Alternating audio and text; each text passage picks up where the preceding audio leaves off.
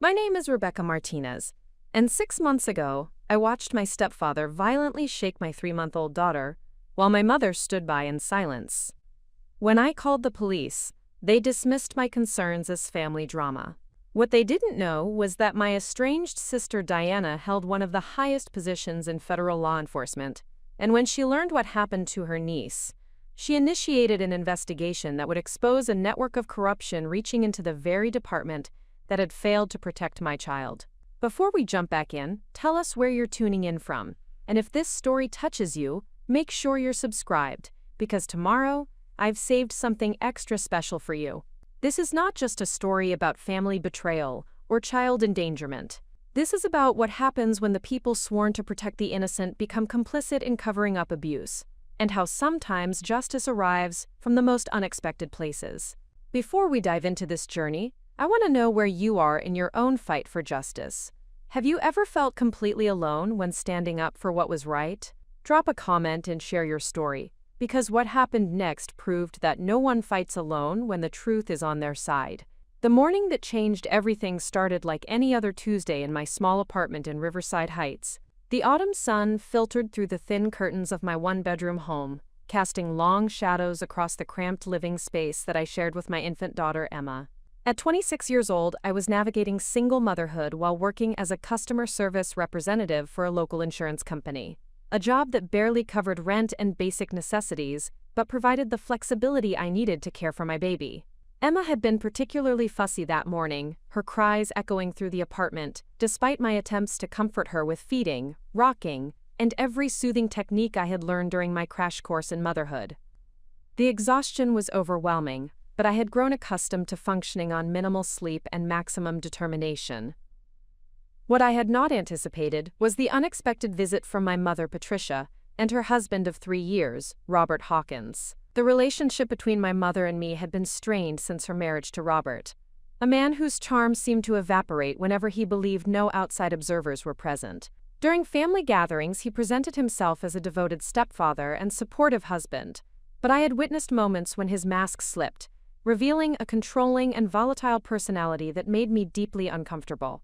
My concerns about his behavior had been consistently dismissed by my mother, who seemed determined to preserve her marriage regardless of the warning signs that I attempted to bring to her attention. The knock at my door came just after 10 in the morning, accompanied by my mother's voice calling my name with the particular tone she used when she was determined to have a conversation I was unlikely to welcome. I opened the door to find both of them standing in the hallway, Robert carrying a small bag that I assumed contained baby gifts or supplies they had purchased during their shopping trip to the nearby retail district.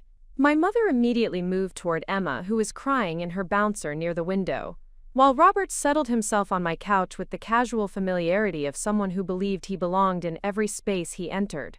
The dynamics in the room shifted immediately, as they always did when Robert was present. My mother became more deferential and careful with her words, while I found myself hypervigilant about every interaction and conversation topic. Emma's crying intensified as my mother attempted to pick her up, possibly responding to the tension that seemed to permeate the air whenever these family visits occurred. I moved to take my daughter from my mother's arms, but Robert's voice cut through the room with an authority that I had never granted him. "Let Patricia handle it, Rebecca. You're too anxious around the baby, and she can sense your stress. That's probably why she cries so much when you're holding her." The criticism stung not because it contained any truth, but because it represented the pattern of undermining and second-guessing that characterized most of my interactions with Robert. He had appointed himself an expert on child-rearing despite having no children of his own and no experience with infant care beyond the occasional interaction during family visits. I watched as my mother continued to struggle with Emma's escalating distress, her inexperience with babies becoming increasingly apparent as her attempts at comfort proved ineffective. Emma had specific needs and routines that I had learned to recognize and address, but explaining these details to my mother always seemed to trigger Robert's defensive responses about interference and control. The situation deteriorated rapidly when Emma's crying reached the level that indicated genuine discomfort rather than simple fussiness. I stepped forward to take my daughter, but Robert stood up abruptly, his 6-foot frame creating a physical barrier between me and my child. "Give her to me," he said, extending his arms toward my mother. "I know how to handle crying babies." Every instinct I possessed screamed warnings about this request, but my mother was already transferring Emma into Robert's arms before I could voice my objections. The moment my daughter was in his grasp, I could see the change in his posture and expression. The controlled facade he maintained during social situations began to crack, revealing the impatience and anger that I had suspected lurked beneath his public persona. Emma's crying continued, and I watched with growing alarm as Robert's grip on her tightened and his jaw clenched with frustration. He began to bounce her with increasing vigor, his movements becoming more aggressive as her cries persisted. I moved closer, intending to reclaim my daughter, but his sharp glare warned me to maintain my distance. What happened next occurred so quickly that my mind struggled to process the reality of what I was witnessing. Robert's patience finally snapped, and he began to shake Emma with a violence that made my blood freeze in my veins. Her tiny head whipped back and forth as he gripped her body and jerked her in motions that I knew could cause permanent brain damage or death. The scream that emerged from my throat was primal and desperate, a sound I had never heard myself make before that moment. I lunged forward and tore Emma from his grasp, my protective instincts overriding any concern for the confrontation that would inevitably follow. My daughter's cries had changed from distress to the kind of wailing that indicated pain and terror, and I could see in her eyes a confusion and fear that no infant should ever experience. "What is wrong with you?" I shouted, backing away from Robert while cradling Emma against my chest. "You could have killed her! You never ever shake a baby like that!" Robert's response was immediate and chilling. Rather than showing remorse or concern for Emma's well-being, he turned his anger toward me with a fury that transformed his entire demeanor into something genuinely frightening. "Don't you dare raise your voice at me in front of your mother," he snarled, stepping closer despite my attempts to maintain distance. "That baby was fine. You're being dramatic and hysterical, just like you always are when someone tries to help you." I looked desperately toward my mother, expecting to see shock and outrage at what had just occurred. Instead, I found her standing silently by the window, her face carefully neutral and her eyes focused on something outside, rather than on the crisis unfolding in my living room. The realization that she was choosing to remain silent in the face of violence against her granddaughter was almost as devastating as witnessing the abuse itself. "Mom, you saw what he did," I said, my voice breaking with emotion and disbelief. "He shook Emma violently. She could have been seriously injured or killed. You have to say something." My mother finally turned toward me, but her expression contained none of the maternal protection and support I desperately needed in that moment. Instead, I saw the careful calculation of a woman who was weighing her loyalty to her husband against her responsibility to her daughter and granddaughter. "Rebecca, I think you're overreacting," she said quietly, her words delivered with the measured tone of someone who had already decided which side of this conflict would receive her support. Robert was trying to help calm Emma down. Maybe his technique wasn't perfect, but he certainly didn't intend to hurt her. The betrayal I felt in that moment was complete and devastating. Not only had I witnessed my infant daughter being violently abused, but I was now being gaslit by my own mother about the reality of what had occurred. The isolation was crushing, and I understood that I could not rely on family support to protect Emma from future incidents. Robert seemed emboldened by my mother's response, and he moved closer to me with an expression that mixed triumph with menace. "You need to get control of yourself, Rebecca. If you can't handle the stress of being a mother, maybe you should consider letting people who know what they're doing help you make better decisions for that baby." The threat was subtle, but unmistakable. He was suggesting that my fitness as a mother was questionable, and that his intervention might be necessary for Emma's well-being. The psychological manipulation was sophisticated and terrifying, particularly given my mother's apparent willingness to support his version of events over her own daughter's testimony. I spent the remainder of their visit in a state of hypervigilant tension, never allowing Emma to leave my arms and positioning myself so that I could maintain physical distance from Robert while monitoring his every movement and expression. When they finally left, I immediately locked the door and began the process of documenting what had occurred, taking photographs of Emma and writing detailed notes about the incident while the memories were still fresh and precise. The decision to contact law enforcement was difficult, but necessary. I understood that reporting family members for child abuse would likely destroy whatever remained of my relationship with my mother, but Emma's safety had to take priority over all other considerations. I believed that involving official authorities would provide protection and accountability that family dynamics had failed to deliver. The response from the Riverside Heights Police Department was disappointing, but not entirely surprising. Officer James Mitchell arrived at my apartment approximately 2 hours after my call, and his attitude suggested that he viewed this report as a minor domestic dispute rather than a serious case of child endangerment. He spent more time questioning my motives for making the report than investigating the details of what had actually occurred. Family disagreements about childcare are pretty common, Officer Mitchell explained while barely glancing at the notes I had prepared for him. Unless there are obvious signs of injury or multiple witnesses to corroborate your account, these situations usually get resolved through family counseling rather than criminal charges. I pressed him to at least document the incident officially and perhaps arrange for a child welfare investigation, but his responses indicated that he considered my concerns to be exaggerated and my request for intervention to be unnecessary. The dismissive attitude was both frustrating and frightening, as it suggested that future incidents might receive similar treatment from the local authorities. Preparing and narrating this story took us a lot of time, so if you are enjoying it, subscribe to our channel. It means a lot to us. Now back to the story. That evening, as I sat in my apartment holding Emma and processing the events of the day, I made a decision that would prove to be the turning point in this entire ordeal. For the first time in 3 years, I picked up my phone and dialed the number I had memorized but never used, the direct line to my estranged sister Diana. The relationship between Diana and me had been complicated since childhood, marked by sibling rivalry, different life choices, and a fundamental disagreement about family loyalty that had created distance between us during our adult years. Diana had pursued law enforcement as a career path, rising through the ranks of federal agencies with single-minded determination that left little room for personal relationships or family obligations. Our estrangement had deepened after Diana expressed concerns about my mother's marriage to Robert, observations that I had initially dismissed as jealousy or interfering criticism. The irony that I was now seeking her help to address the very issues she had warned me about was not lost on me, but Emma's safety superseded my pride and our complicated history.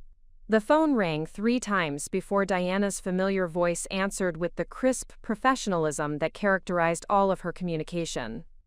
Diana Martinez. Diana, it's Rebecca, I said, my voice trembling with the emotion and exhaustion of the day's events. I need your help. Something happened with Emma, and I don't know what else to do. The silence that followed lasted several seconds, during which I could hear the sound of her shifting position and closing what sounded like documents or files. When she spoke again, her tone had shifted from professional detachment to focused concern. "Tell me everything," she said simply, and for the first time since the morning's incident, I felt like someone was truly listening to what I had to say. I recounted the entire experience in detail, from Robert's initial criticism of my parenting to the violent shaking incident, my mother's complicity through silence, and the dismissive response from local law enforcement. Diana listened without interruption, occasionally asking clarifying questions about timing, witnesses, and specific details that I had not initially considered significant. When I finished my account, Diana was quiet for a long moment before responding with words that would prove to be prophetic. "Rebecca, what you've described is not just child abuse. If the local police are refusing to investigate properly, and if Robert has a pattern of this behavior, there might be bigger issues at play here. I'm going to make some inquiries, and I want you to document everything that happens from this point forward. Everything." The conversation continued for another hour, during which Diana provided specific guidance about evidence collection, legal protections, and safety precautions that I should implement immediately. Her expertise was evident in every recommendation, and I began to understand that her position in federal law enforcement might provide resources and perspectives that local authorities either lacked or were unwilling to utilize. As we concluded the call, Diana made a commitment that would transform the trajectory of this entire situation. "Rebecca, I want you to know that Emma has family who will protect her, and Robert has made a serious mistake if he thinks his actions won't have consequences. Give me 72 hours and I'll contact you with an update about what we're going to do next. The confidence in her voice suggested that she already had specific plans forming, and I went to sleep that night with the first sense of hope and security I had felt since the morning's traumatic events. Emma slept peacefully in her crib beside my bed, unaware that her aunt was already mobilizing resources that would ensure her safety and hold her abuser accountable for his actions. I had no way of knowing that Diana's inquiries would reveal connections between Robert and several local officials that explained the dismissive response I had received from law enforcement. I could not have anticipated that her investigation would uncover a pattern of abuse allegations against Robert that had been systematically buried by a network of personal and professional relationships. Most importantly, I never imagined that my phone call to my estranged sister would initiate a federal investigation that would ultimately dismantle a corruption network that had been protecting abusers and silencing victims for years. The journey that lay ahead would test every assumption I had about family loyalty, institutional justice, and the power of truth to overcome entrenched systems of protection for the powerful.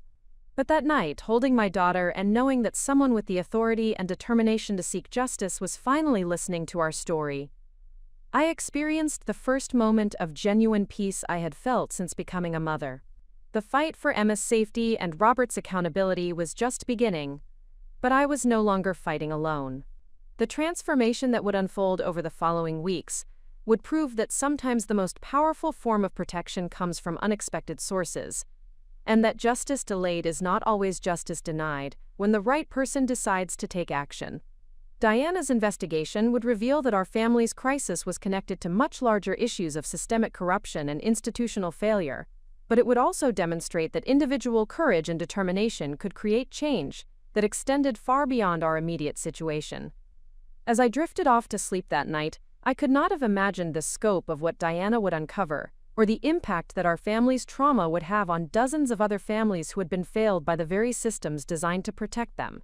The story that began with violence against my infant daughter would ultimately become a testament to the power of refusing to accept injustice and the extraordinary things that can happen when someone with authority chooses to use it on behalf of those who have been silenced.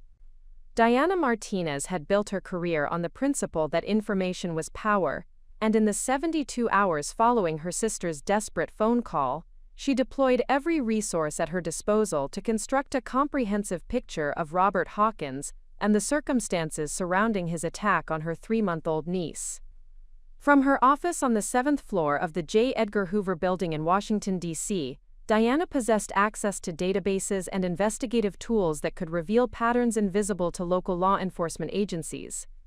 The initial background check on Robert Hawkins yielded results that immediately elevated Diana's concern from family crisis to potential federal investigation. Robert's employment history revealed a troubling pattern of positions within municipal government offices, each lasting approximately 18 to 24 months before he relocated to different jurisdictions. His current role as a code enforcement officer for Riverside Heights provided him with authority to enter private properties and issue citations that could significantly impact residents, financial stability, and living situations. More disturbing were the employment termination records that Diana uncovered through federal databases accessible to her position. Robert had been dismissed from 2 previous municipal positions following internal complaints about excessive use of authority and inappropriate conduct with female residents. However, these termination records had been sealed through legal settlements that included non-disclosure agreements, effectively allowing Robert to move between jurisdictions without his new employers learning about his problematic history. Diana's investigation revealed a sophisticated network of professional relationships that explained how Robert consistently obtained municipal employment despite his concerning background. The same law firm had negotiated his settlement agreements in 2 different states, and several of the officials responsible for hiring him across different jurisdictions had personal connections that suggested coordination rather than coincidence. The breakthrough in Diana's investigation came when she expanded her inquiry to examine Officer James Mitchell, the Riverside Heights police officer who had dismissed Rebecca's report about child endangerment. Mitchell's financial records, accessible through federal tax databases, revealed unexplained deposits that coincided with several cases where domestic violence or child abuse reports had been closed without investigation. The pattern suggested systematic corruption that extended beyond individual misconduct to organized suppression of criminal investigations.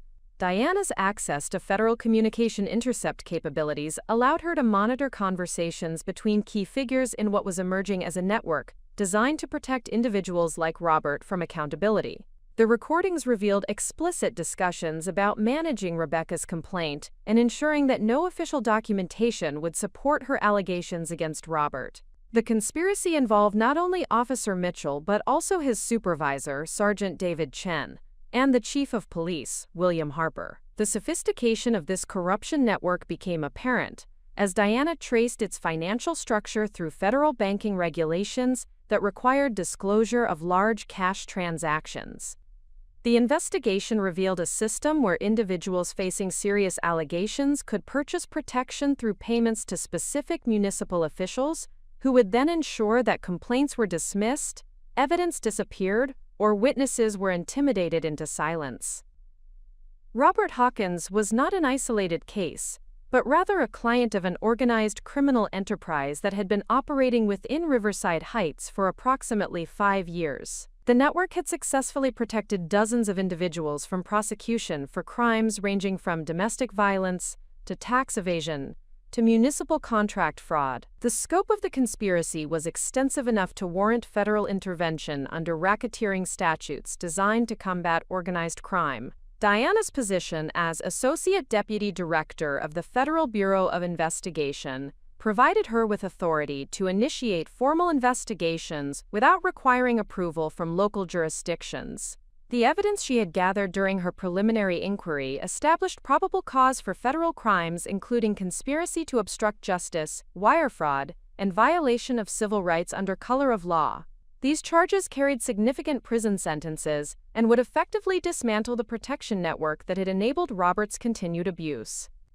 The strategic approach that Diana developed for this investigation reflected her understanding that successful prosecution required not only gathering evidence of individual crimes, but also documenting the systematic nature of the conspiracy. Each member of the network needed to be prosecuted simultaneously to prevent evidence, destruction, and witness intimidation that had historically allowed similar organizations to escape accountability.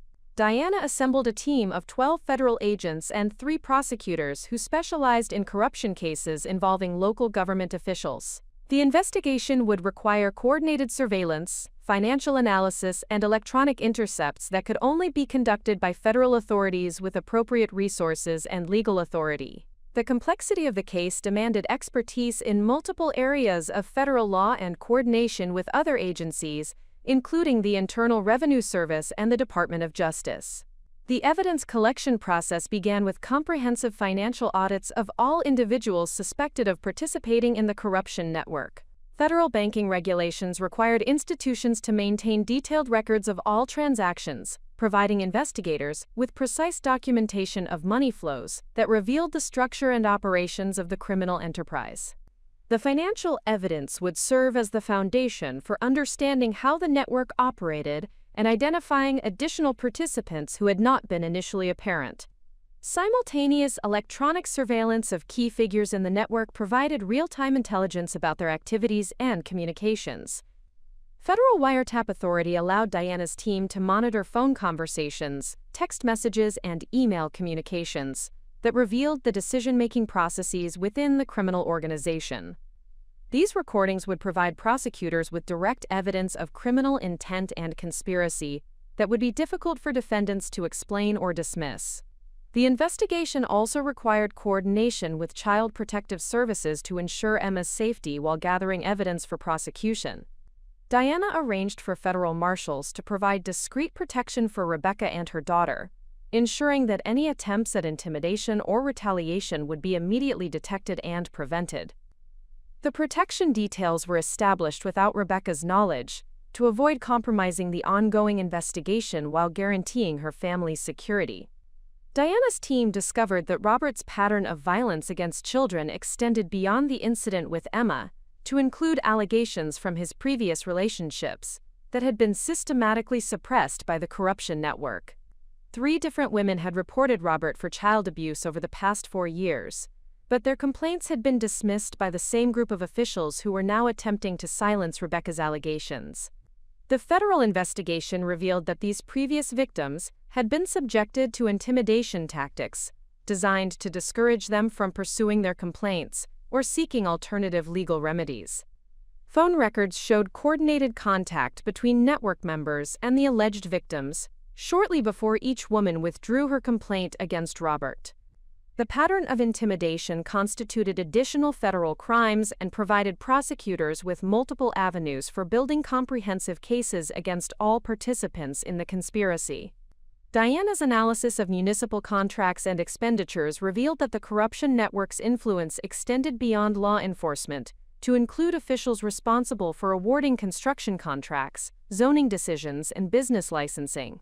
The financial benefits of participating in the network were substantial, with some officials receiving hundreds of thousands of dollars in illegal payments over the course of their involvement in the conspiracy.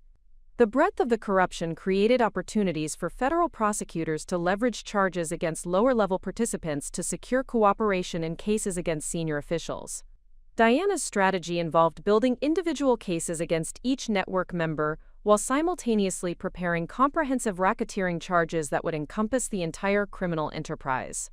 This approach would maximize the likelihood of successful prosecutions while ensuring that all participants faced appropriate consequences for their crimes.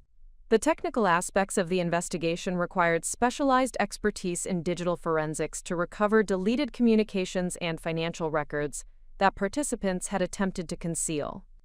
Federal computer crime specialists analyzed servers, smartphones, and financial databases to reconstruct the complete history of the network's operations.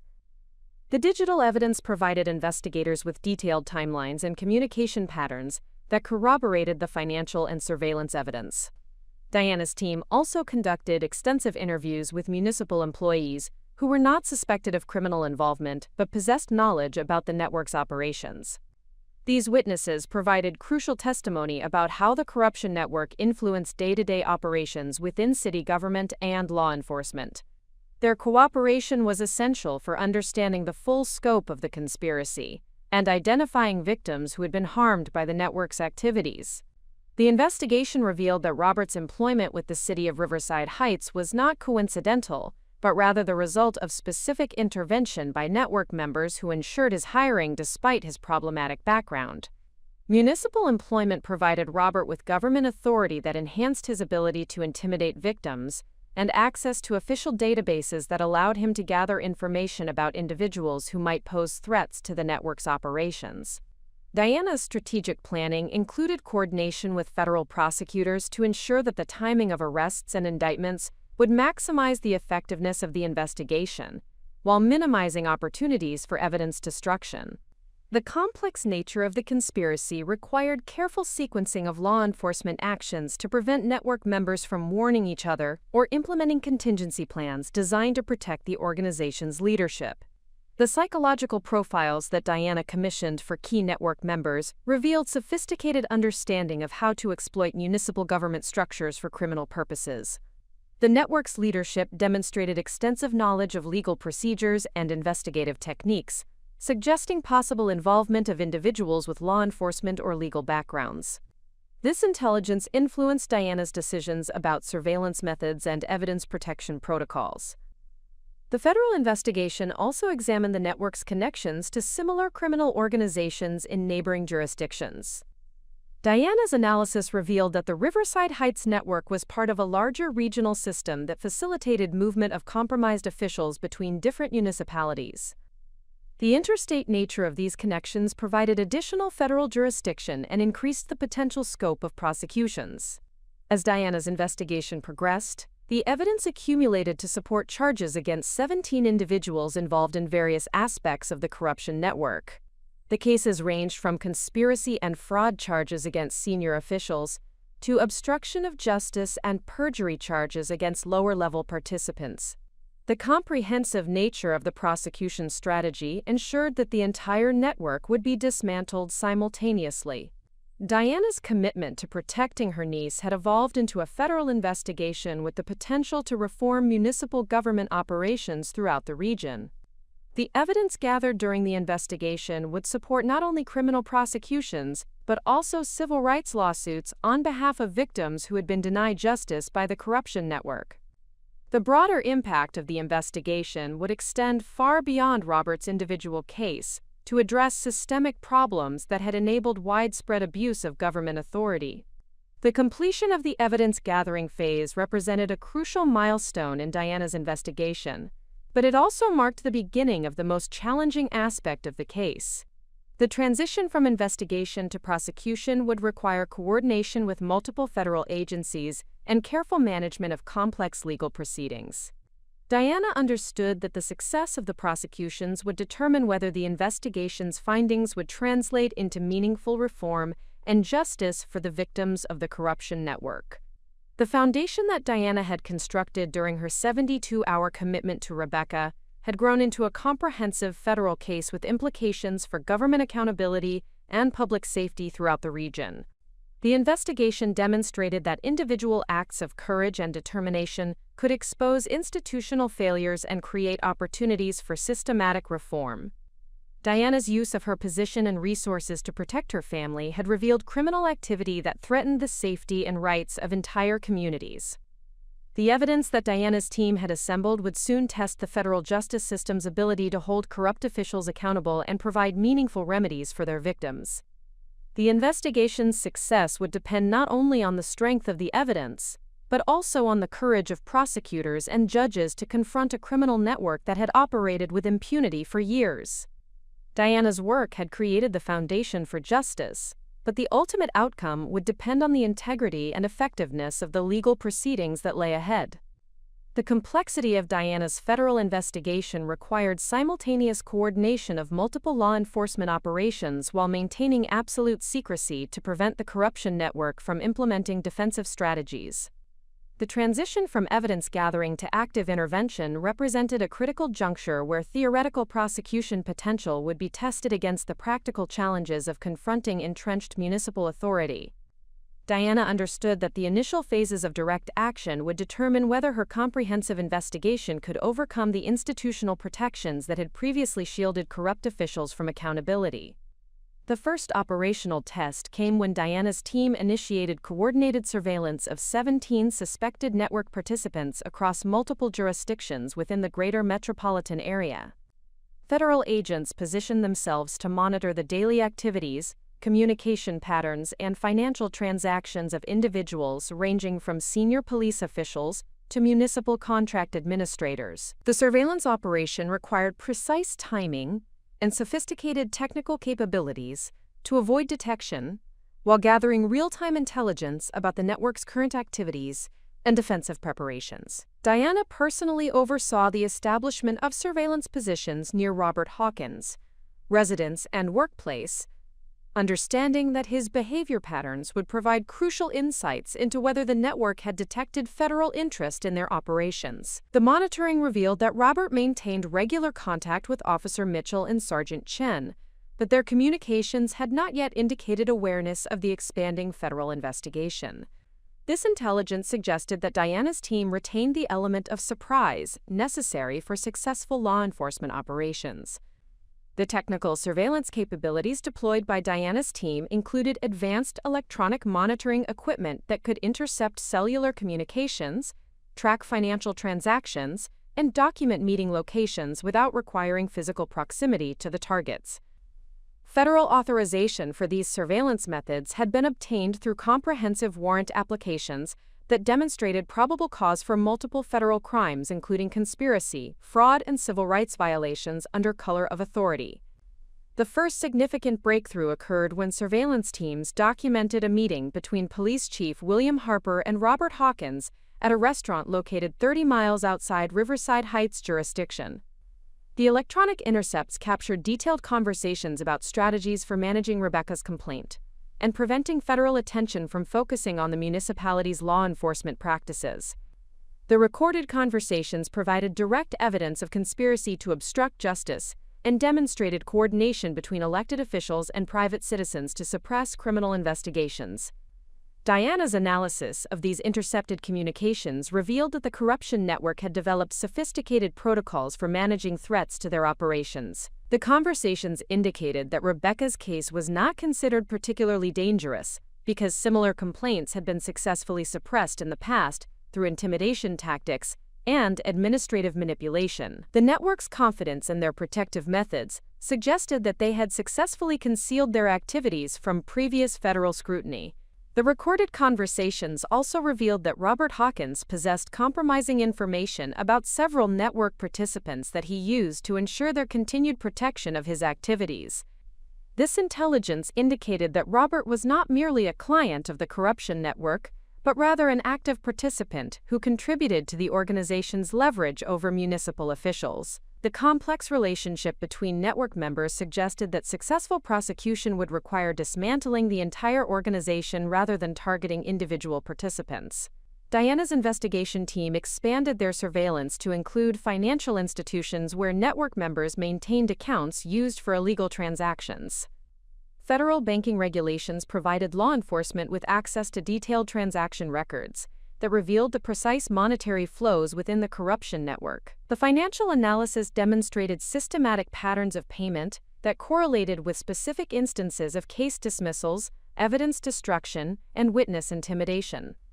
The scope of financial evidence assembled by Diana's team exceeded initial expectations and revealed that the corruption network had generated millions of dollars in illegal revenue over the previous 5 years. Individual participants had received payments ranging from several $1,000s for minor case dismissals to hundreds of thousands of dollars for complex evidence suppression operations. The substantial financial stakes explain the network's sophisticated organizational structure and their commitment to protecting the enterprise from law enforcement scrutiny.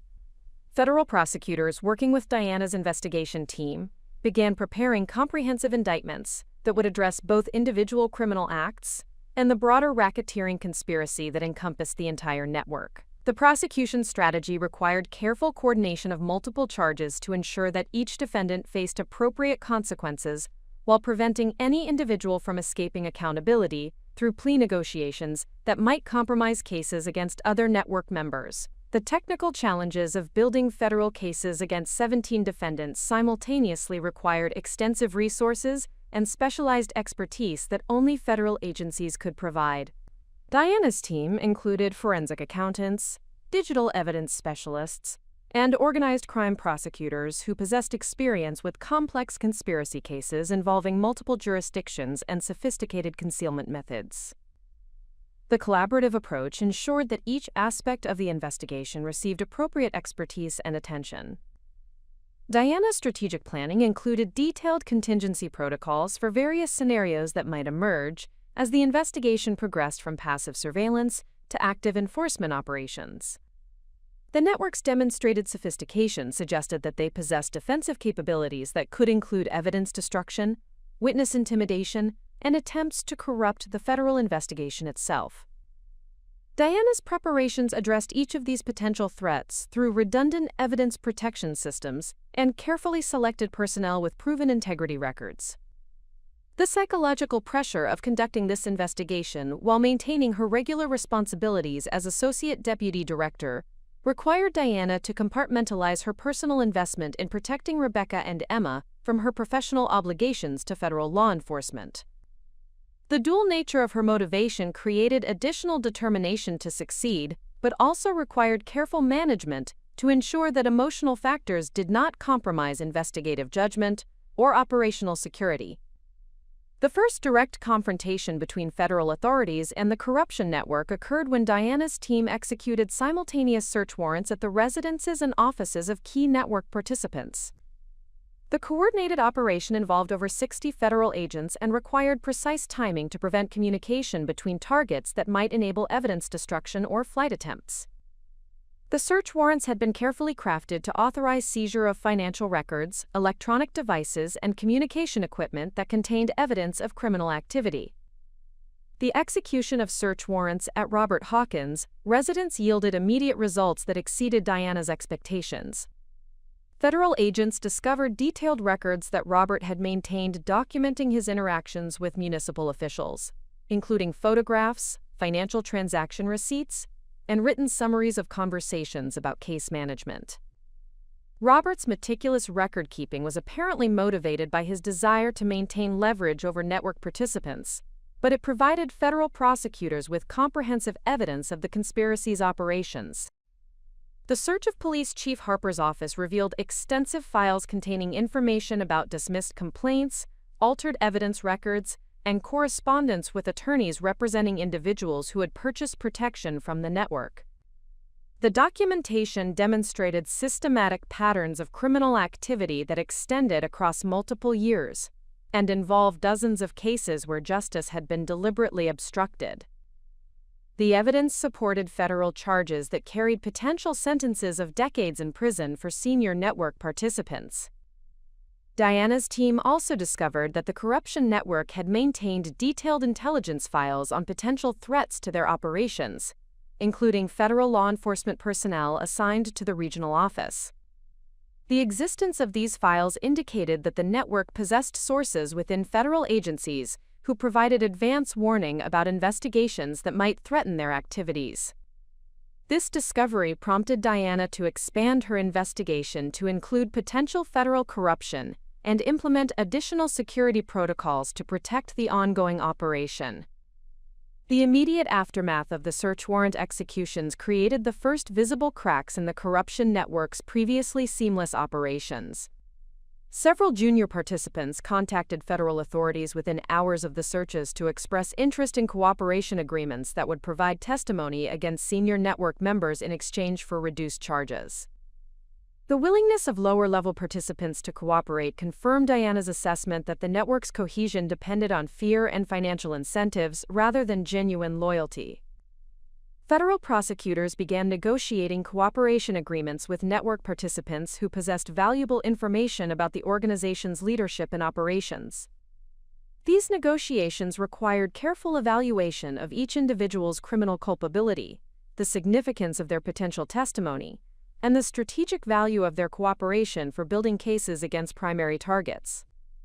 The cooperation agreements would provide prosecutors with insider testimony that could corroborate the extensive documentary and electronic evidence already assembled. The legal strategy developed by Diana's prosecution team focused on presenting the corruption network as an organized criminal enterprise that systematically violated the civil rights of citizens while enriching its participants through abuse of government authority. This approach allowed prosecutors to pursue racketeering charges that carried enhanced penalties and provided broader tools for asset forfeiture and victim compensation. The racketeering framework also enabled prosecutors to address the conspiracy as a unified criminal organization rather than a collection of individual corrupt acts. Diana's investigation revealed that the network's influence extended beyond law enforcement to include officials responsible for municipal services, licensing, and regulatory enforcement. The broader scope of corruption meant that hundreds of citizens had been affected by the network's activities through improper citations, denied services, and discriminatory enforcement of municipal regulations. The extensive victim impact created opportunities for comprehensive civil rights litigation that would complement the criminal prosecutions. The federal investigation also uncovered connections between the Riverside Heights network and similar criminal organizations operating in adjacent municipalities. The interstate nature of these connections provided additional federal jurisdiction and suggested that the corruption problem extended throughout the regional government structure. Diana's team began coordinating with federal authorities in neighboring districts to explore the possibility of broader prosecutions that would address the regional scope of municipal corruption. The evidence assembled during the initial enforcement operations exceeded the requirements for probable cause and provided prosecutors with multiple avenues for building comprehensive cases against all network participants. The combination of financial records, electronic intercepts, documentary evidence, and cooperating witness testimony created a prosecution foundation that would be extremely difficult for defendants to challenge successfully.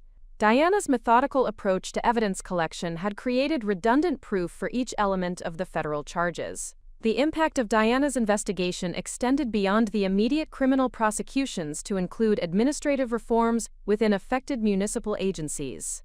Federal oversight requirements imposed as part of plea agreements would mandate transparency measures, citizen complaint procedures, and external auditing systems designed to prevent future corruption. The administrative reforms would create lasting institutional changes that would protect citizens long after the current prosecutions were completed. The success of the initial enforcement operations validated Diana's strategic approach and demonstrated that federal resources could effectively address municipal corruption when properly coordinated and systematically applied. The investigation had evolved from protecting a single infant from abuse to exposing institutional failures that threatened the rights and safety of entire communities. Diana's commitment to her family had catalyzed reforms that would benefit thousands of citizens who had previously been vulnerable to official misconduct. The foundation established through Diana's investigation created opportunities for comprehensive accountability that extended far beyond the original incident involving Robert Hawkins and Emma. The federal prosecution would test the justice system's capacity to address systematic corruption, while providing meaningful remedies for victims who had been denied protection by the very officials sworn to serve them. The outcome of these prosecutions would determine whether individual courage and federal authority could overcome entrenched corruption and restore public trust in municipal government institutions. The immediate consequences of Diana's coordinated federal enforcement operations created a cascade of revelations that transformed the investigation from a localized corruption case into a comprehensive examination of institutional failures across multiple government agencies. The evidence seized during the simultaneous search warrants provided federal prosecutors with documentation of criminal activities that extended far beyond the original network participants, revealing connections to state-level officials, federal contractors, and interstate criminal organizations that had operated with impunity for nearly a decade. Within 48 hours of the initial search warrant executions, Diana's investigation team received contact from 12 additional federal agencies, reporting suspicious activities that appeared connected to the Riverside Heights corruption network. The Federal Bureau of Investigation's Financial Crimes Enforcement Network identified unusual banking patterns involving municipal accounts across 7 different states, suggesting that the corruption model had been replicated throughout the region, with coordinated financial structures designed to conceal illegal transactions from routine regulatory oversight. The expanded scope of criminal activity became apparent when Diana's team analyzed the comprehensive financial records seized from network participants. The investigation revealed that Robert Hawkins and his associates had developed sophisticated money laundering operations that processed illegal payments through seemingly legitimate business enterprises located in multiple jurisdictions. These financial structures enabled corrupt officials to receive substantial payments while maintaining plausible explanations for their enhanced personal wealth and lifestyle improvements. Diana's forensic accounting specialists discovered that the corruption network had generated approximately $12 million in illegal revenue over the previous 6 years through systematic abuse of municipal authority. The financial analysis revealed that individual participants had received payments that exceeded their official government salaries by factors of 3 to 5, creating lifestyle enhancements that should have attracted regulatory attention but had been concealed through sophisticated tax avoidance strategies and shell corporation structures. The intelligence gathered through electronic surveillance and cooperating witness interviews revealed that the corruption network possessed extensive knowledge of federal law enforcement procedures and investigative techniques.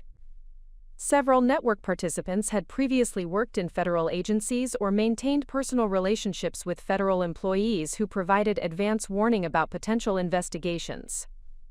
This insider knowledge had enabled the network to develop defensive strategies that had successfully prevented federal scrutiny for years. The discovery of federal connections within the corruption network prompted Diana to expand her investigation to include potential violations of national security protocols and unauthorized disclosure of classified law enforcement information. The investigation revealed that network participants had accessed federal databases containing sensitive information about ongoing investigations, witness protection programs, and undercover operations. The unauthorized access to federal systems constituted serious felony violations that carried potential sentences of 25 years in federal prison. Diana's investigation team uncovered evidence that the corruption network had systematically targeted federal witnesses and informants in other criminal cases, using their access to law enforcement databases to identify individuals who might pose threats to various criminal organizations. The witness intimidation operations had successfully compromised multiple federal prosecutions over the previous 4 years, enabling dangerous criminals to escape accountability while generating substantial revenue for network participants. The scope of witness intimidation activities revealed by Diana's investigation extended to include threats against federal judges, prosecutors, and law enforcement personnel who had attempted to investigate criminal activities within the network's sphere of influence. The evidence documented systematic campaigns of harassment, surveillance, and economic pressure designed to discourage federal officials from pursuing cases that might expose the network's operations or threaten their participants. Federal prosecutors working with Diana's investigation began developing comprehensive racketeering cases that would address the corruption network as a continuing criminal enterprise engaged in multiple federal crimes including conspiracy, fraud, money laundering, obstruction of justice, and violations of civil rights under color of authority. The racketeering approach enabled prosecutors to pursue enhanced penalties and asset forfeiture procedures that would dismantle the financial infrastructure supporting the criminal organization. The evidence assembled by Diana's team included over 3,000 hours of recorded conversations, 2 million pages of documentary evidence, and detailed financial records spanning 8 years of criminal activity. The comprehensive nature of the evidence created multiple prosecution pathways for each defendant, while providing redundant proof that would prevent successful challenges to the federal charges. The investigation had generated sufficient evidence to support prosecutions in multiple federal districts with potential sentences totaling centuries of imprisonment for senior network participants. Diana's strategic coordination with federal prosecutors in adjacent districts revealed that similar corruption networks operated in 12 additional municipalities throughout the region, suggesting a coordinated criminal enterprise that spanned multiple states and involved hundreds of corrupt officials. The interstate nature of the criminal organization provided federal authorities with enhanced jurisdiction and prosecution tools while demonstrating the systematic nature of municipal corruption throughout the region.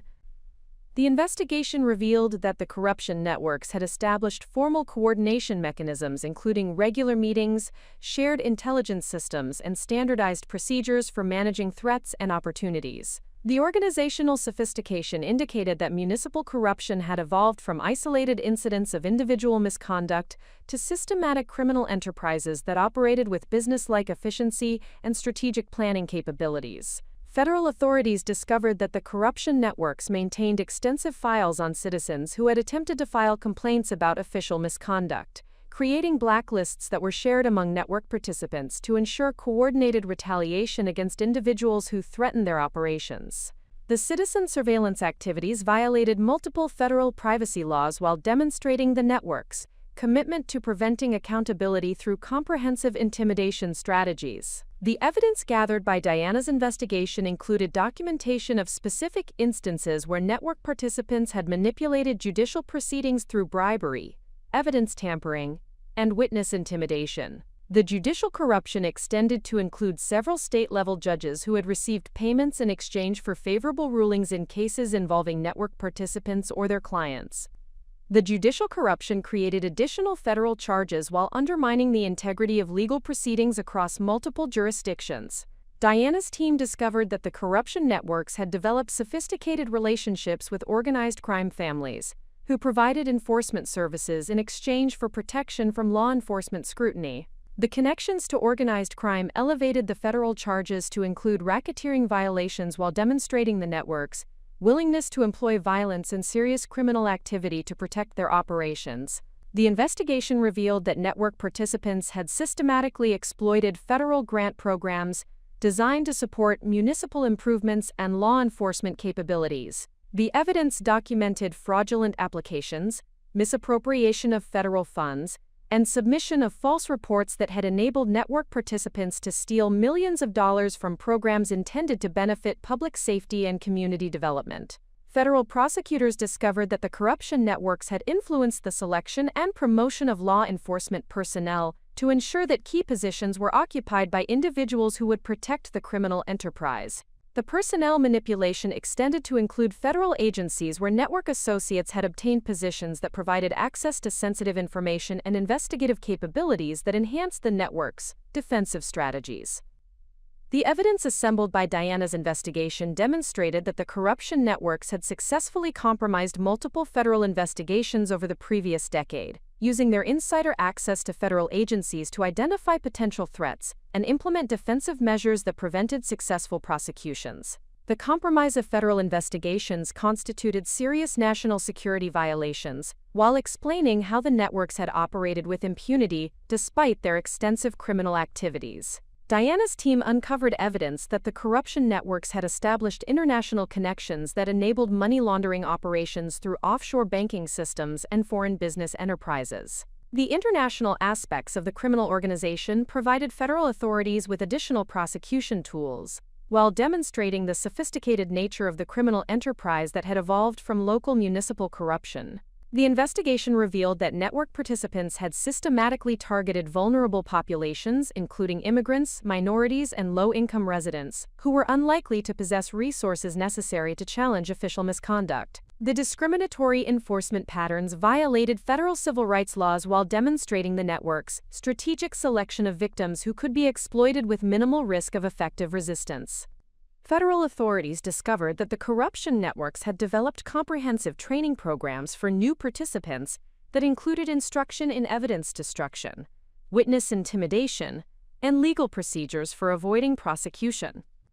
The formalized training systems demonstrated the organizational sophistication of the criminal enterprise while providing evidence of continuing criminal conspiracy that spanned multiple years and jurisdictions. The scope of Diana's investigation expanded to include examination of federal oversight agencies that had failed to detect or investigate the corruption networks, despite receiving multiple complaints, and conducting routine audits of affected municipalities. The investigation revealed that several federal oversight agencies had been compromised through personal relationships and financial incentives that prevented effective regulatory enforcement. The evidence gathered by Diana's team included documentation of specific cases where network participants had endangered public safety through deliberate failures to investigate serious crimes, including domestic violence, child abuse, and drug trafficking. The public safety violations provided federal prosecutors with additional charges, while demonstrating the real-world consequences of systematic corruption that extended far beyond financial crimes. Diana's investigation revealed that the corruption networks had successfully influenced federal contract awards through bribery and fraud that had cost taxpayers millions of dollars while compromising the quality of goods and services provided to government agencies. The federal contracting fraud provided prosecutors with additional charges while demonstrating the network's ability to exploit multiple revenue sources through systematic abuse of government authority. The comprehensive nature of Diana's investigation created opportunities for federal authorities to address municipal corruption as a systematic problem requiring institutional reforms rather than isolated prosecutions of individual misconduct. The evidence supported comprehensive consent decrees and federal oversight agreements that would mandate transparency, accountability, and citizen protection measures designed to prevent future corruption. The success of Diana's investigation validated the effectiveness of federal resources when properly coordinated and systematically applied to address institutional corruption. The investigation had evolved from protecting a single infant from abuse to exposing criminal enterprises that threatened the integrity of government institutions throughout the region, while endangering the safety and rights of thousands of citizens who depended on honest law enforcement and municipal services. The expanding scope of Diana's federal investigation created unprecedented opportunities for collaboration between agencies that had previously operated in isolation, forming strategic partnerships that would fundamentally transform how federal authorities addressed systematic corruption within municipal government structures. The evidence of interstate criminal enterprises operating across multiple jurisdictions required coordination mechanisms that transcended traditional agency boundaries, while mobilizing resources from organizations that possessed complementary expertise and authority necessary for comprehensive prosecution and reform initiatives. The first significant alliance emerged when the Internal Revenue Service Criminal Investigation Division contacted Diana's team with intelligence, indicating that corruption network participants had systematically evaded federal tax obligations through sophisticated schemes designed to conceal illegal income streams. IRS investigators had independently identified several individuals connected to the Riverside Heights network, through routine audits that revealed lifestyle enhancements inconsistent with reported income levels, creating parallel criminal cases that would strengthen federal prosecution efforts while providing additional charges against key network participants. The collaboration between Diana's FBI investigation team and IRS criminal investigation specialists created synergistic effects that exceeded the capabilities of either agency operating independently. The combination of FBI expertise in organized crime investigation with IRS capabilities in financial analysis and tax law enforcement provided prosecutors with comprehensive tools for addressing both the criminal conspiracy aspects and the financial crimes that had enabled the corruption network to operate effectively over extended periods. Diana's strategic coordination with the Department of Justice Civil Rights Division opened additional prosecution pathways that addressed the systematic denial of constitutional protections to citizens affected by the corruption network's activities. Civil rights prosecutors possessed specialized expertise in cases involving abuse of government authority and discriminatory enforcement of laws, creating opportunities to pursue federal charges that would provide compensation for victims, while establishing legal precedents that would strengthen citizen protections against official misconduct. The involvement of the Department of Housing and Urban Development's Office of Inspector General added another dimension to the federal investigation, when their analysts discovered that corruption network participants had systematically manipulated federal housing programs to benefit associates while denying services to qualified applicants. The housing fraud created additional federal charges while demonstrating how the corruption network had exploited multiple federal programs to generate illegal revenue and provide benefits to criminal associates. Federal prosecutors from the Organized Crime and Racketeering section of the Department of Justice brought specialized expertise in complex conspiracy cases that involved multiple defendants operating across various jurisdictions. Their experience with sophisticated criminal enterprises provided Diana's investigation with proven strategies for building comprehensive cases while managing the logistical challenges of coordinating prosecutions that involved hundreds of charges against dozens of defendants. The unexpected participation of the Drug Enforcement Administration emerged when their intelligence analysis revealed that corruption network participants had provided protection for drug trafficking operations in exchange for substantial financial payments. The evidence indicated that network members had deliberately failed to investigate drug crimes while providing advance warning about federal enforcement operations to trafficking organizations, creating federal charges related to conspiracy to distribute controlled substances. Diana's investigation attracted support from the Bureau of Alcohol, Tobacco, Firearms, and Explosives, when their agents discovered that corruption network participants had facilitated illegal firearms transactions through manipulation of federal licensing requirements and background check procedures.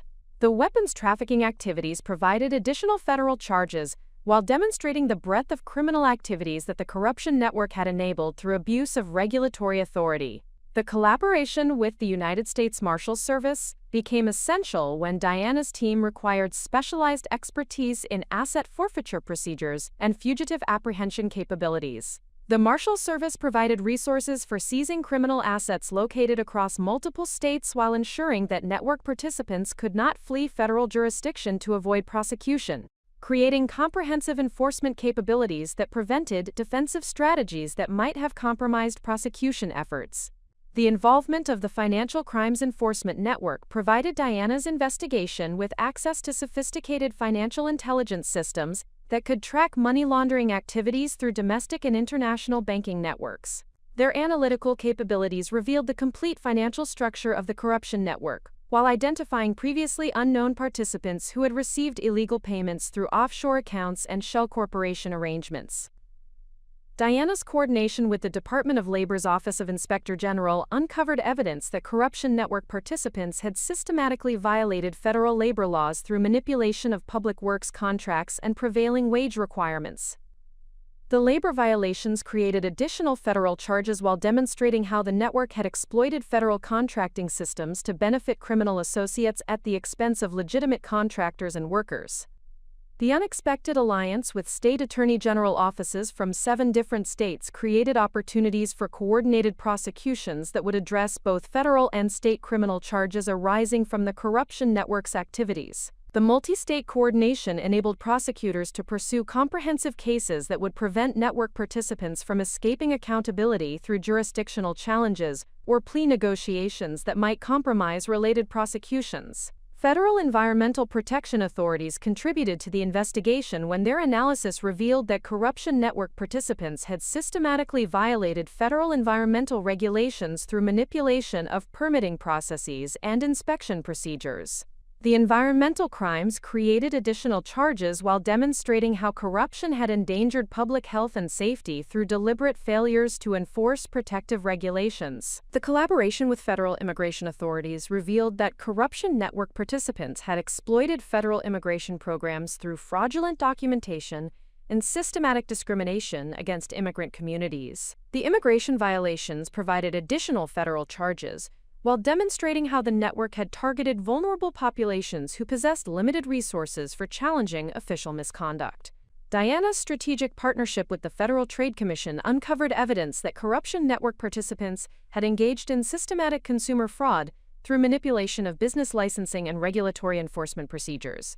The consumer protection violations created additional federal charges while demonstrating how corruption had harmed economic development and fair competition within affected communities. The involvement of the Securities and Exchange Commission revealed that several corruption network participants had engaged in securities fraud through manipulation of municipal bond offerings and misrepresentation of financial conditions within affected municipalities. The securities violations provided additional federal charges while demonstrating how corruption had threatened the integrity of municipal financing systems. Federal transportation authorities contributed intelligence indicating that corruption network participants had systematically violated federal transportation safety regulations through manipulation of inspection procedures and certification requirements. The transportation violations created additional charges while demonstrating how corruption had endangered public safety through deliberate failures to maintain infrastructure standards. The unexpected collaboration with federal education authorities revealed that corruption network participants had systematically exploited federal education funding programs through fraudulent applications and misappropriation of grant resources intended to support educational improvements within affected communities. The education fraud created additional federal charges while demonstrating how corruption had harmed educational opportunities for students in affected school districts. Diana's coordination with federal disaster relief agencies uncovered evidence that corruption network participants had systematically exploited federal emergency assistance programs through fraudulent claims and misappropriation of resources intended to support disaster recovery efforts. The disaster relief fraud provided additional charges while demonstrating how corruption had exploited community tragedies for personal financial gain. The collaboration with federal healthcare authorities revealed that corruption network participants had systematically violated federal healthcare regulations through manipulation of medical facilities' oversight and certification procedures. The healthcare violations created additional charges while demonstrating how corruption had endangered public health through deliberate failures to maintain medical care standards. Federal postal authorities contributed evidence that corruption network participants had engaged in mail fraud through systematic use of postal services to facilitate criminal communications and financial transactions. The mail fraud charges provided additional federal jurisdiction, while demonstrating the sophisticated communication methods that the network had employed to coordinate criminal activities. The involvement of federal banking regulators revealed that corruption network participants had systematically violated federal banking laws through manipulation of regulatory oversight and examination procedures affecting community financial institutions. The banking violations created additional charges while demonstrating how corruption had threatened the stability of local financial systems that served affected communities. Diana's strategic alliance with federal telecommunications authorities uncovered evidence that corruption network participants had systematically violated federal communications regulations through manipulation of licensing procedures and spectrum allocation decisions. The telecommunications violations provided additional charges while demonstrating how corruption had affected technological infrastructure development within affected regions. The collaboration with federal energy regulators revealed that corruption network participants had systematically exploited federal energy programs through manipulation of regulatory procedures and grant allocation processes. The energy violations created additional federal charges while demonstrating how corruption had affected infrastructure development and environmental protection efforts. Federal customs authorities contributed intelligence indicating that corruption network participants had engaged in systematic violations of federal trade regulations through manipulation of import procedures and tariff classifications. The customs violations provided additional charges while demonstrating the international scope of criminal activities that the network had facilitated through abuse of regulatory authority. The comprehensive alliance that emerged around Diana's investigation created unprecedented coordination capabilities that enabled federal authorities to address systematic corruption as a multifaceted criminal enterprise requiring specialized expertise from multiple agencies. The collaborative approach ensured that prosecution efforts would address all aspects of the criminal conspiracy while providing comprehensive remedies for affected communities and establishing legal precedents that would strengthen protection against future corruption. The success of the multi-agency alliance validated innovative approaches to federal law enforcement that emphasized coordination and resource sharing among agencies that possessed complementary capabilities and jurisdictional authority. The investigation demonstrated that complex criminal enterprises required comprehensive federal responses that transcended traditional agency boundaries, while mobilizing specialized expertise from organizations that could address specific aspects of systematic criminal activity. The strategic partnerships that Diana had cultivated provided the federal investigation with unprecedented resources and capabilities that would ensure comprehensive prosecution of all network participants, while establishing institutional reforms that would protect citizens from future corruption. The collaborative approach had transformed the investigation from a localized case involving individual misconduct into a comprehensive examination of systematic failures that required fundamental changes in how federal authorities addressed municipal corruption and protected citizen rights. The coordination of simultaneous federal prosecutions against 67 defendants across 12 judicial districts presented logistical and strategic challenges that tested the capabilities of the federal justice system in unprecedented ways. Diana's investigation had evolved into the largest municipal corruption case in federal history, requiring management of evidence databases containing over 5 million documents, coordination of testimony from 300 cooperating witnesses, and orchestration of trial proceedings that would span 18 months across multiple federal courthouses throughout the region. The complexity of managing coordinated prosecutions required Diana to establish a comprehensive case management system that could track evidence, witness availability, and procedural requirements across multiple federal districts, while ensuring that prosecution strategies remained consistent and mutually reinforcing. The logistical challenges included scheduling trials to prevent conflicts between related cases, managing evidence disclosure requirements that involved classified materials and ongoing investigations, and coordinating plea negotiations that could affect prosecution strategies in related cases. Federal prosecutors assigned to the various cases required extensive coordination to ensure that their strategies aligned with the comprehensive prosecution framework, while addressing the specific legal requirements and procedural considerations within their individual judicial districts. The prosecution team included 43 federal attorneys with specialized expertise in organized crime, public corruption, civil rights violations, and financial crimes, creating coordination challenges that required sophisticated project management capabilities and clear communication protocols. The evidence management requirements for the coordinated prosecutions exceeded the standard capabilities of federal court systems, necessitating the development of specialized electronic filing systems that could handle the volume and complexity of documentary evidence, while maintaining security protocols necessary for classified materials and ongoing investigations. The technical infrastructure required custom software development and dedicated server capacity that could support simultaneous access by prosecutors, defense attorneys, and judicial personnel across multiple jurisdictions. Diana's strategic approach to managing the prosecution timeline required careful sequencing of trials to maximize the effectiveness of cooperating witness testimony while preventing defense coordination that might compromise prosecution efforts. The timeline management included consideration of statute of limitations requirements, witness availability constraints, and judicial calendar limitations that affected the scheduling of major trials across multiple federal districts. The resource allocation requirements for the coordinated prosecutions necessitated unprecedented funding authorizations from the Department of Justice that reflected the scope and complexity of the cases while ensuring adequate staffing and support capabilities for extended trial proceedings. The budget considerations included personnel costs for specialized prosecutors and investigators, technology infrastructure requirements, witness protection and relocation expenses, and courtroom security measures necessary for high-profile corruption cases. Federal prosecutors faced the challenge of presenting complex conspiracy cases to juries who possessed limited experience with sophisticated criminal enterprises and municipal government operations.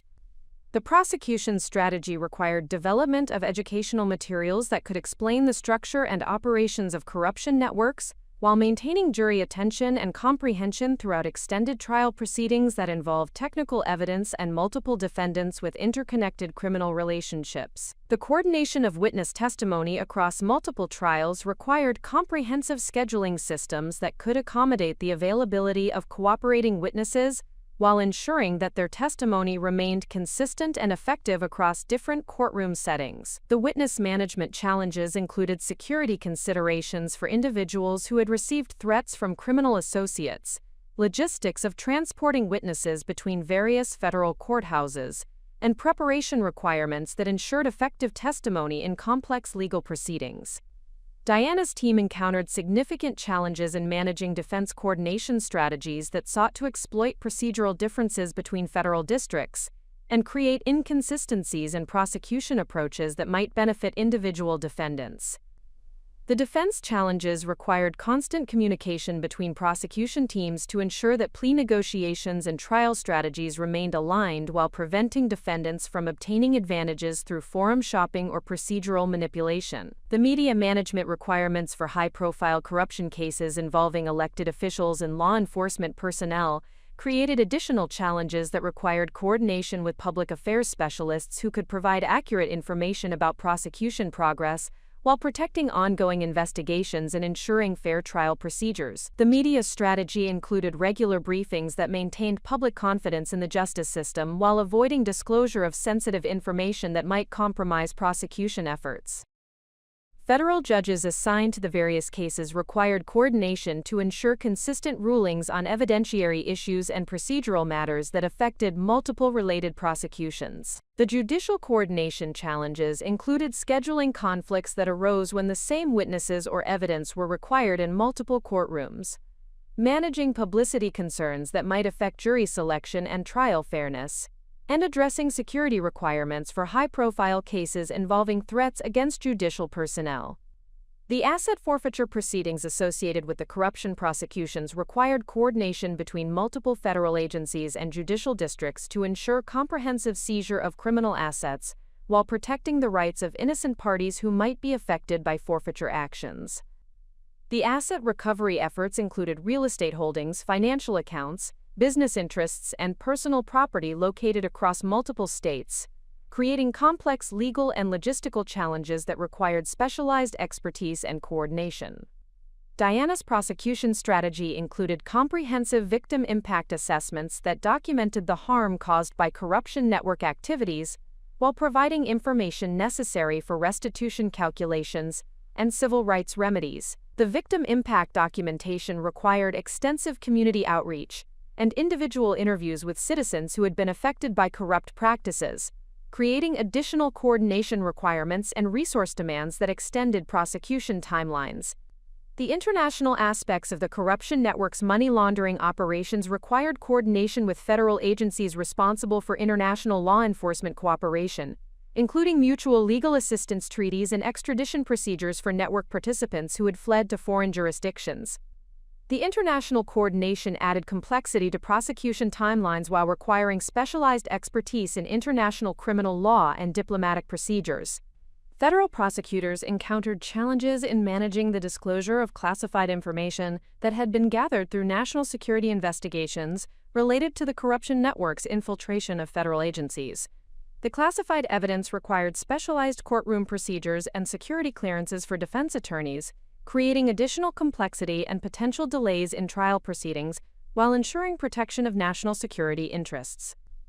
The coordination of civil rights litigation that accompanied the criminal prosecutions required collaboration between federal prosecutors and civil rights attorneys who were pursuing remedial measures and institutional reforms within affected municipalities. The civil litigation created additional coordination requirements and resource demands, while providing opportunities for comprehensive remedies that would address systematic problems revealed by the criminal investigations. Diana's team faced significant challenges in managing the psychological and emotional impact of extended prosecutions on cooperating witnesses who had experienced trauma related to corruption network activities. The witness support requirements included counseling services, relocation assistance, and ongoing security measures that created additional coordination demands and resource requirements throughout the prosecution period. The technical challenges of presenting complex financial evidence to juries required development of sophisticated visual presentation systems that could effectively communicate the structure and operations of money laundering schemes while maintaining jury comprehension and attention during extended trial proceedings. The presentation technology required custom software development and specialized equipment that could support courtroom environments across multiple federal districts. Federal prosecutors required extensive training in specialized areas of law related to municipal corruption, organized crime, and civil rights violations to ensure effective prosecution of complex cases that involved novel legal theories and unprecedented factual circumstances. The training requirements created additional resource demands and coordination challenges, while ensuring prosecution competency across multiple federal districts and specialized practice areas. The coordination of parallel state prosecutions that addressed violations of state criminal laws required collaboration with state attorney general offices and local prosecutors who possessed jurisdiction over related criminal activities. The state coordination created additional complexity in scheduling and evidence sharing while ensuring that federal and state prosecutions remained mutually supportive and comprehensive in addressing all aspects of criminal conduct. Diana's management of the unprecedented prosecution effort required personal oversight of case coordination activities while maintaining her regular responsibilities as Associate Deputy Director of the Federal Bureau of Investigation. The dual responsibilities created significant time management challenges and required delegation of authority to specialized prosecution coordinators who could manage day-to-day case activities while ensuring adherence to comprehensive prosecution strategies. The success of the coordinated prosecution effort required development of innovative case management procedures that could address the unprecedented scope and complexity of simultaneous federal corruption cases. The procedural innovations included electronic evidence management systems, automated scheduling coordination tools, and specialized communication protocols that enabled effective collaboration between prosecution teams operating across multiple federal districts. The comprehensive prosecution strategy that Diana had developed demonstrated the federal justice system's capability to address systematic corruption when provided with adequate resources and proper coordination mechanisms. The coordinated approach ensured that prosecution efforts would address all aspects of the criminal conspiracy while providing comprehensive accountability for network participants and meaningful remedies for affected communities. The scale challenges that Diana's team successfully managed validated innovative approaches to federal prosecution that emphasized coordination, resource sharing, and strategic planning as essential elements for addressing complex criminal enterprises that operated across multiple jurisdictions. The prosecution effort established precedents for federal coordination that would strengthen future efforts to address systematic corruption and protect citizens from abuse of government authority. The culmination of Diana's unprecedented federal investigation reached its defining moment on a crisp morning in late autumn, when the Department of Justice announced the successful conclusion of the largest municipal corruption prosecution in American history. Standing before an assembly of federal officials, media representatives, and community leaders in the main conference hall of the Justice Department headquarters, Attorney General Sarah Chen delivered remarks that would formally recognize the extraordinary scope and impact of the coordinated prosecution effort that had dismantled systematic corruption across 12 federal judicial districts. The statistical achievements of the prosecution effort exceeded all previous benchmarks for federal corruption cases, resulting in 67 successful convictions, with sentences totaling over 800 years of federal imprisonment for network participants who had systematically abused government authority for personal financial gain. The comprehensive prosecution had resulted in the recovery of $43 million in criminal assets that would be distributed to affected communities through victim compensation programs and municipal reform initiatives designed to prevent future corruption. Diana's position at the podium during the formal recognition ceremony represented the transformation of a personal commitment to protect her infant niece into a federal investigation that had reformed municipal government operations throughout the region, while establishing legal precedents that would strengthen citizen protections against official misconduct for decades to come. The formal acknowledgement of her leadership role in orchestrating the complex prosecution effort validated the strategic approach that had enabled federal authorities to address systematic corruption through innovative coordination mechanisms and comprehensive enforcement strategies.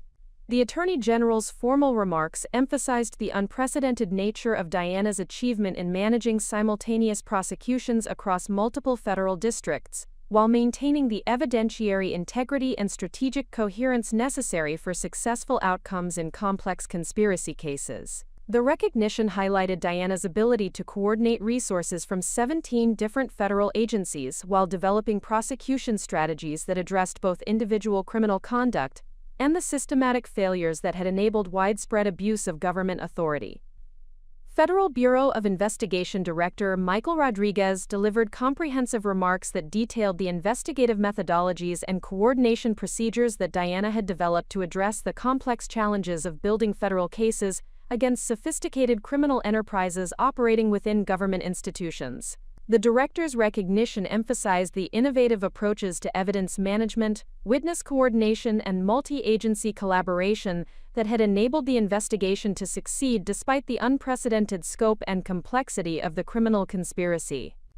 The formal recognition ceremony included presentation of the Distinguished Service Award, the highest honor available to federal law enforcement personnel, acknowledging Diana's exceptional leadership in developing and implementing the comprehensive prosecution strategy that had dismantled the corruption network while establishing institutional reforms that would protect citizen rights and government integrity throughout the affected region. The award recognition represented acknowledgement from the highest levels of federal government that Diana's work had achieved results that exceeded all previous standards for federal corruption investigations.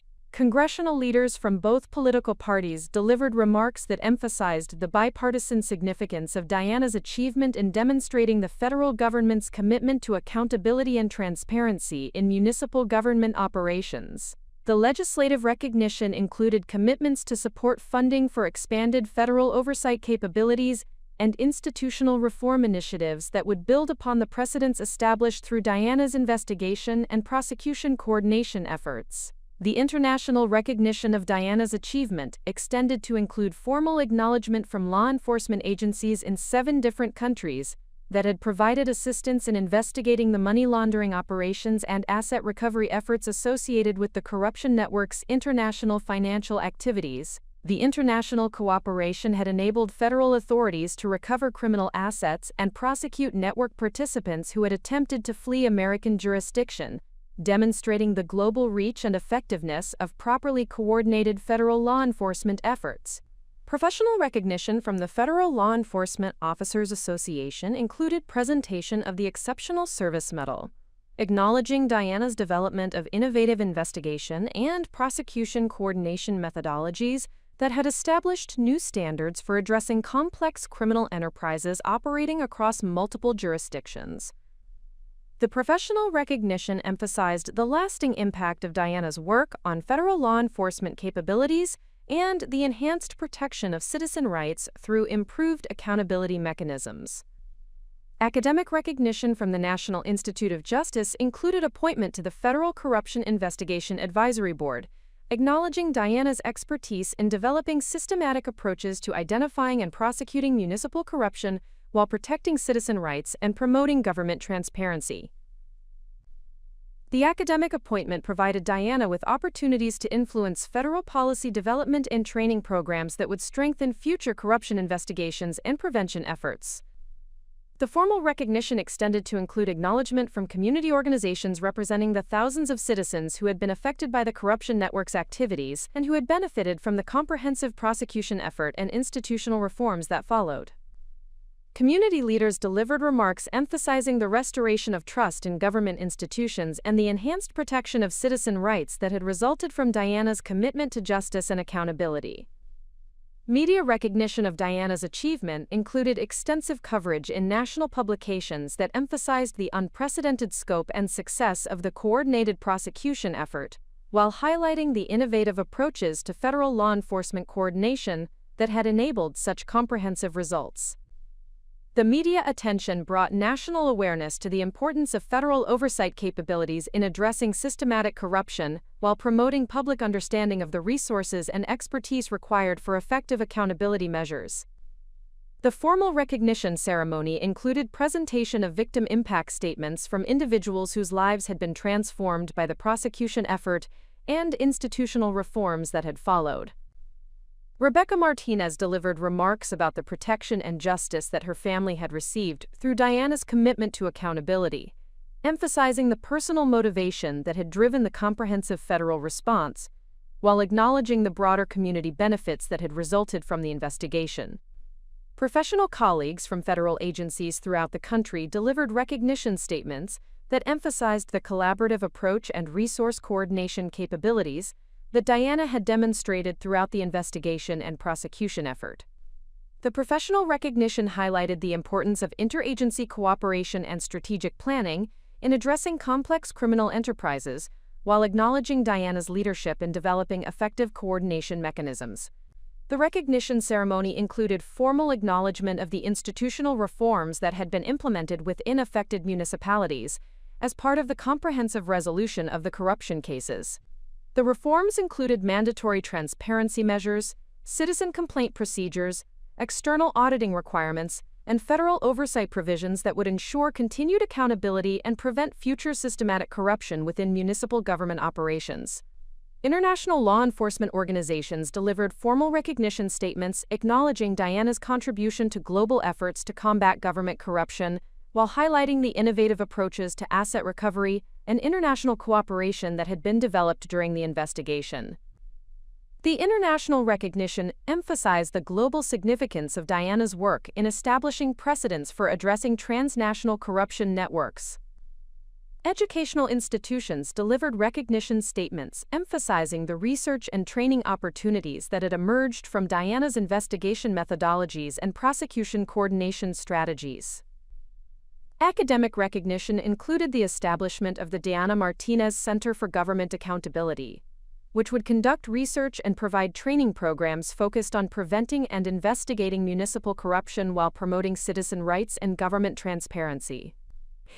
The comprehensive recognition that Diana received during the formal ceremony represented acknowledgement from multiple sectors of society that her work had achieved transformational results that extended far beyond the immediate prosecution of criminal conduct, to include lasting institutional changes that would protect citizen rights and promote government accountability for generations to come. The recognition validated the strategic approach that had emphasized systematic reform alongside individual accountability. Federal judicial recognition included statements from the Chief Judge of the Federal Circuit Court acknowledging the procedural innovations and case management strategies that Diana had developed to coordinate complex prosecutions across multiple federal districts. The judicial recognition emphasized the lasting impact of Diana's work on federal court procedures and the enhanced capabilities for addressing systematic criminal enterprises operating within government institutions. The recognition ceremony concluded with Diana's acceptance remarks that emphasized the collaborative nature of the achievement, while acknowledging the personal motivation that had driven her commitment to comprehensive accountability and institutional reform. Diana's remarks highlighted the importance of using federal resources and authority to protect vulnerable citizens, while promoting government transparency and accountability as fundamental requirements for democratic society. The formal recognition of Diana's achievement represented validation of the principle that individual commitment to justice and accountability could catalyze comprehensive institutional responses that address systematic problems affecting entire communities. The recognition ceremony demonstrated that federal law enforcement capabilities, when properly coordinated and strategically applied, could achieve results that exceeded traditional expectations, while establishing precedents for future accountability efforts. The comprehensive nature of the recognition that Diana received reflected the unprecedented scope and lasting impact of her work in developing innovative approaches to federal corruption investigations, while coordinating resources from multiple agencies to achieve comprehensive accountability and institutional reform. The recognition validated the strategic approach that had emphasized both individual prosecutions and systematic changes designed to prevent future corruption and protect citizen rights. The transformation of Diana's role from federal investigator to institutional mentor began 18 months after the successful conclusion of the coordinated corruption prosecutions, when the Department of Justice established the National Municipal Accountability Institute under her direction. This specialized training facility would serve as the primary resource for federal agents, prosecutors, and local officials seeking expertise in identifying, investigating, and preventing systematic corruption within government institutions across the United States. Diana's appointment as director of the National Municipal Accountability Institute represented formal recognition that her innovative approaches to corruption investigation had created replicable methodologies worthy of national implementation. The Institute's mission encompassed comprehensive training programs for federal personnel, technical assistance for local jurisdictions implementing accountability measures, and research initiatives designed to strengthen corruption prevention strategies throughout American government institutions. The establishment of the Institute created opportunities for Diana to share the knowledge and expertise she had developed during her groundbreaking investigation, while expanding the impact of her work beyond the specific prosecutions she had coordinated. The training programs would enable hundreds of federal agents and prosecutors to develop capabilities for addressing systematic corruption with the same comprehensive approach that had proven successful in dismantling the Riverside Heights network. Diana's first major initiative as Institute director involved designing comprehensive curriculum materials that would teach federal personnel how to identify patterns of municipal corruption while developing investigation strategies that could address both individual criminal conduct and the systematic failures that enabled widespread abuse of government authority.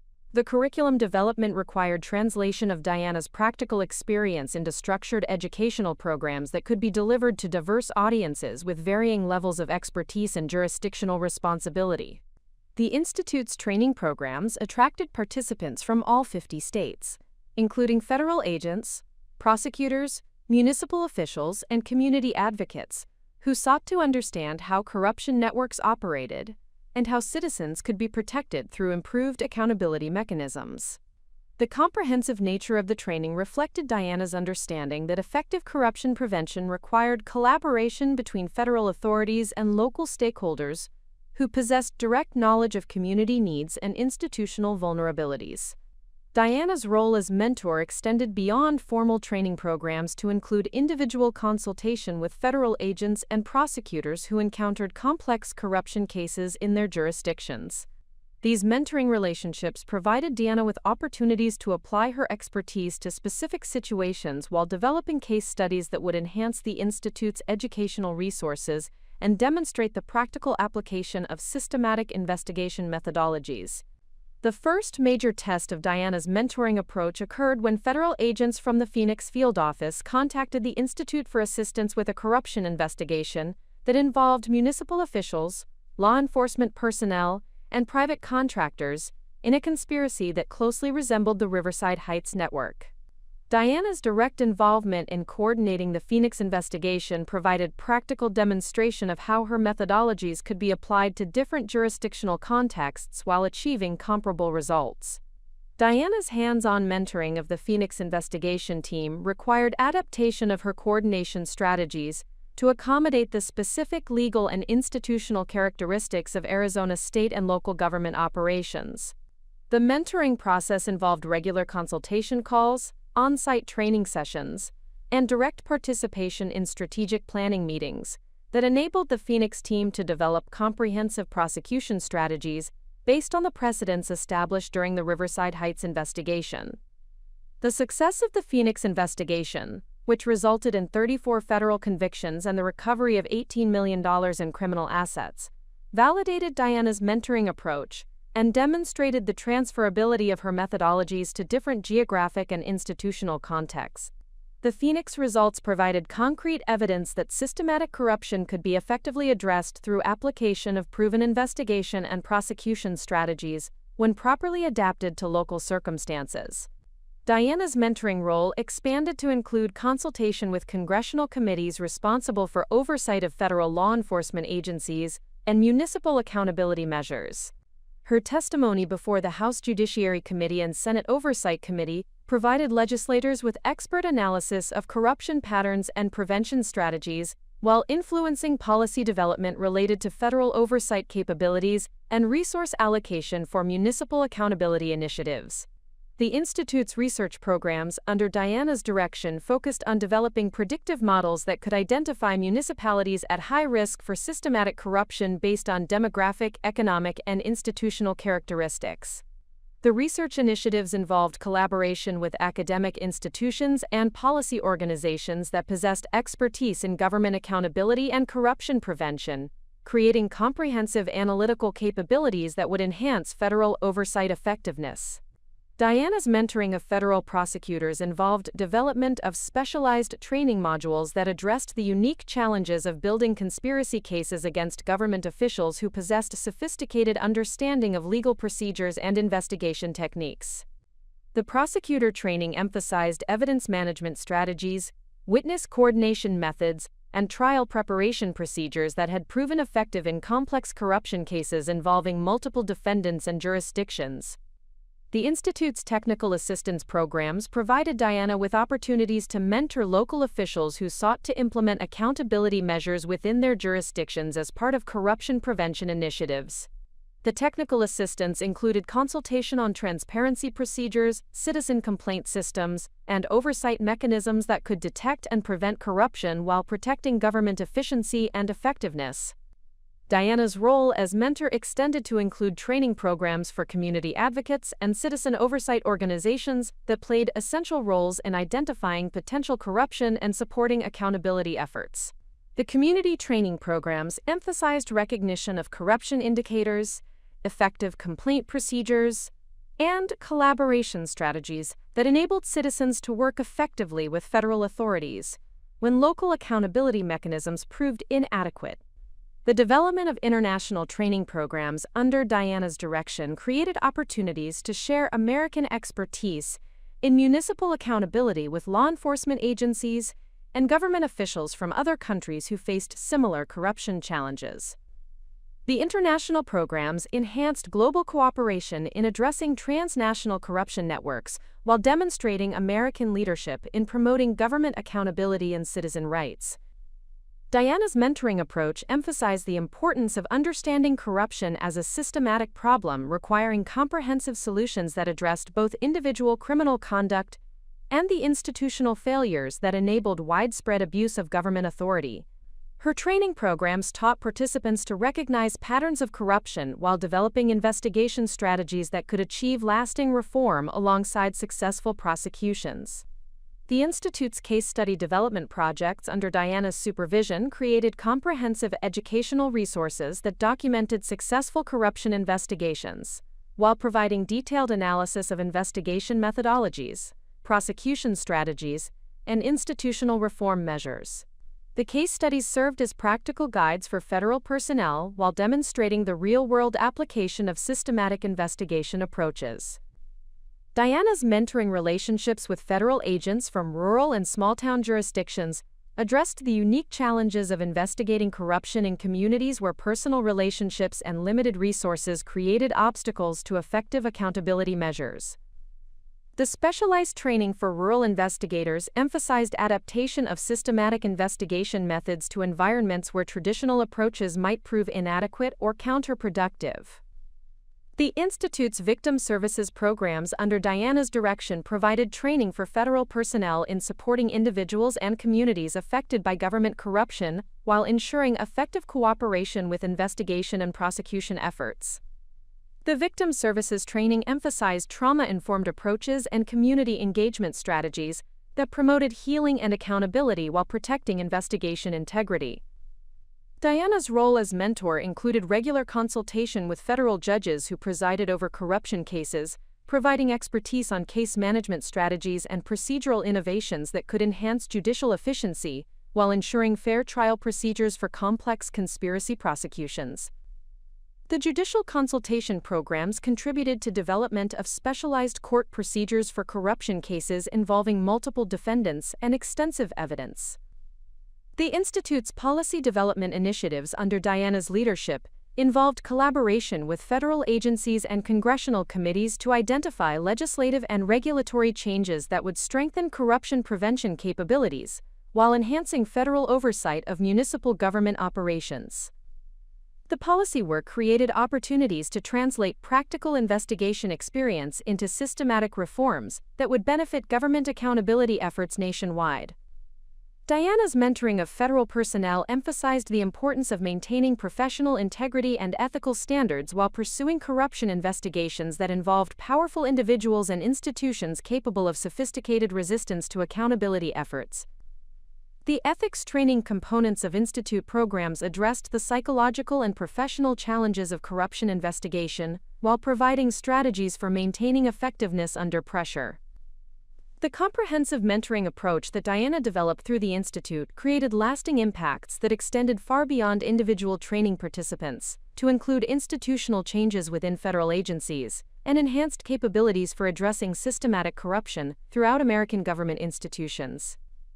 The mentoring programs demonstrated that expertise developed through successful investigation could be effectively transferred to create broader improvements in accountability and citizen protection.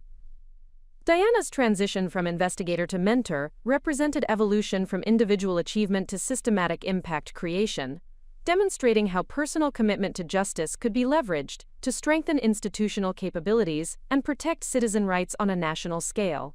The Institute's success under her leadership validated the importance of investing in expertise development and knowledge transfer as essential components of effective corruption prevention and accountability strategies. The expansion of Diana's accountability initiatives through the National Municipal Accountability Institute revealed fundamental structural weaknesses within American municipal government systems that extended far beyond individual corruption cases to encompass systematic vulnerabilities that enabled widespread abuse of public authority across multiple levels of government administration.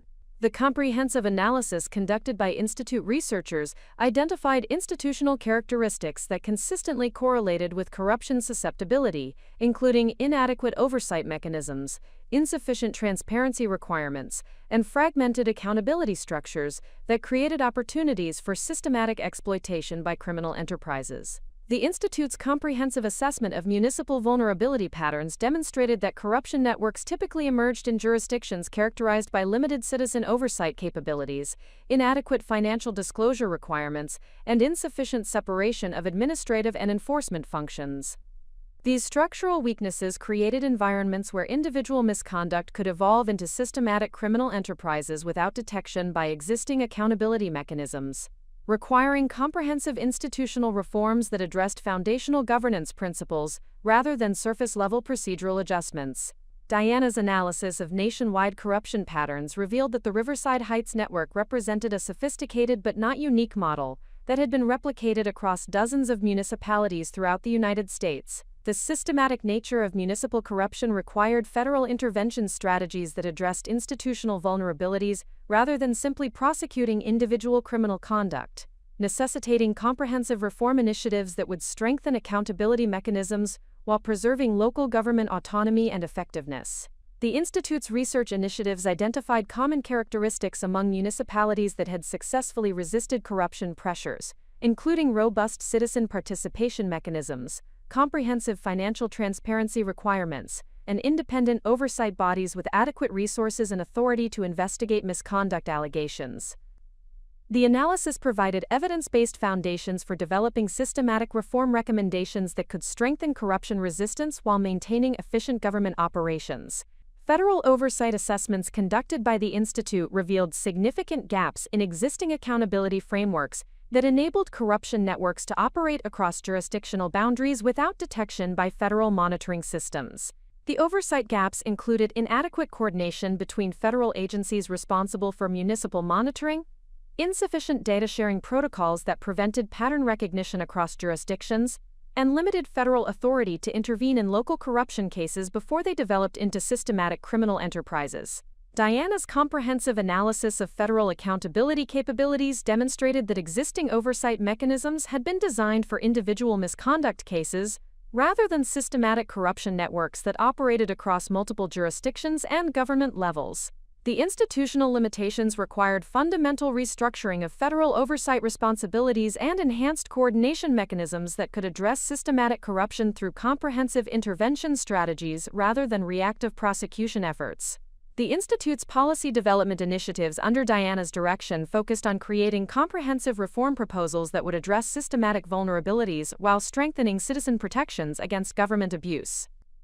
The reform proposals included mandatory transparency requirements for municipal operations, standardized oversight procedures that could detect corruption patterns across jurisdictions, and enhanced federal authority to investigate systematic misconduct before it developed into extensive criminal enterprises. Congressional consultation processes initiated by Diana revealed significant political resistance to comprehensive municipal reform initiatives that would impose federal oversight requirements on local government operations. The political challenges included concerns about federal overreach into local autonomy, resource limitations that constrained implementation capabilities, and jurisdictional conflicts between federal authority and traditional state responsibilities for municipal oversight and regulation. Diana's strategic approach to addressing political resistance emphasized the economic and social costs of systematic corruption, while demonstrating that comprehensive reform initiatives would strengthen rather than weaken effective local government operations. The economic analysis conducted by Institute researchers documented billions of dollars in annual losses attributable to municipal corruption, including reduced economic development, decreased citizen confidence in government institutions, and substantial costs associated with corruption investigation and prosecution efforts. The Institute's community impact assessments revealed that systematic corruption disproportionately affected vulnerable populations, who possessed limited resources for challenging government misconduct or seeking alternative services when municipal systems failed to provide adequate protection and support. The demographic analysis demonstrated that corruption prevention initiatives represented essential civil rights protections that would enhance equal access to government services while strengthening democratic participation and accountability. Federal agency coordination initiatives led by Diana addressed the systematic communication failures that had enabled corruption networks to operate across jurisdictional boundaries without detection by existing oversight mechanisms. The coordination improvements included standardized reporting protocols that enhanced pattern recognition capabilities, shared database systems that provided comprehensive access to corruption indicators across agencies, and integrated investigation procedures that could address systematic misconduct through coordinated federal responses. The Institute's training expansion programs under Diana's supervision addressed the systematic knowledge gaps within federal agencies that had limited effectiveness in identifying and investigating sophisticated corruption networks. The enhanced training initiatives included specialized curricula for recognizing systematic misconduct patterns, advanced investigation techniques for complex conspiracy cases, and comprehensive prosecution strategies that could address both individual criminal conduct and institutional reform requirements. International collaboration initiatives developed by Diana created opportunities to address transnational corruption networks that operated across national boundaries while exploiting weaknesses in international oversight and coordination mechanisms. The international programs included information sharing protocols with foreign law enforcement agencies, coordinated investigation procedures for addressing cross-border criminal enterprises, and comprehensive asset recovery strategies that could pursue criminal proceeds across multiple jurisdictions. The Institute's research partnerships with academic institutions under Diana's direction created comprehensive analytical capabilities for understanding corruption patterns while developing evidence-based prevention strategies that could be implemented across diverse municipal contexts. The academic collaborations included longitudinal studies of corruption development patterns, comparative analyses of successful prevention initiatives, and predictive modeling capabilities that could identify high-risk jurisdictions before systematic misconduct developed. Diana's comprehensive assessment of state-level oversight capabilities revealed significant variations in accountability mechanisms that created opportunities for corruption networks to exploit jurisdictional differences while avoiding detection by existing monitoring systems.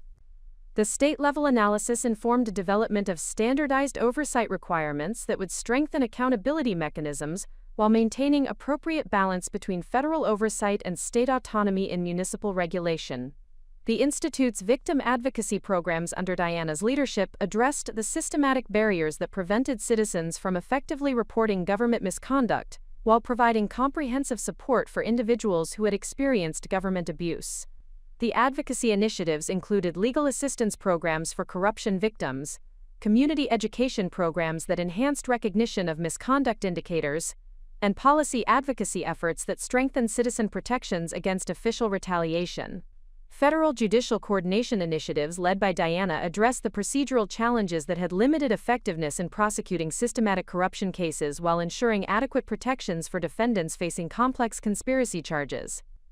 The judicial improvements included specialized court procedures for managing complex corruption prosecutions, enhanced case management systems that could coordinate multi-jurisdictional proceedings, and comprehensive sentencing guidelines that addressed both individual culpability and institutional reform requirements. The Institute's technology development programs under Diana's supervision created innovative analytical tools that could identify corruption patterns across large datasets, while providing early warning capabilities for preventing systematic misconduct development. The technology initiatives included automated monitoring systems for detecting financial irregularities, pattern recognition software that could identify misconduct indicators across jurisdictions, and comprehensive database systems that enhanced federal oversight effectiveness.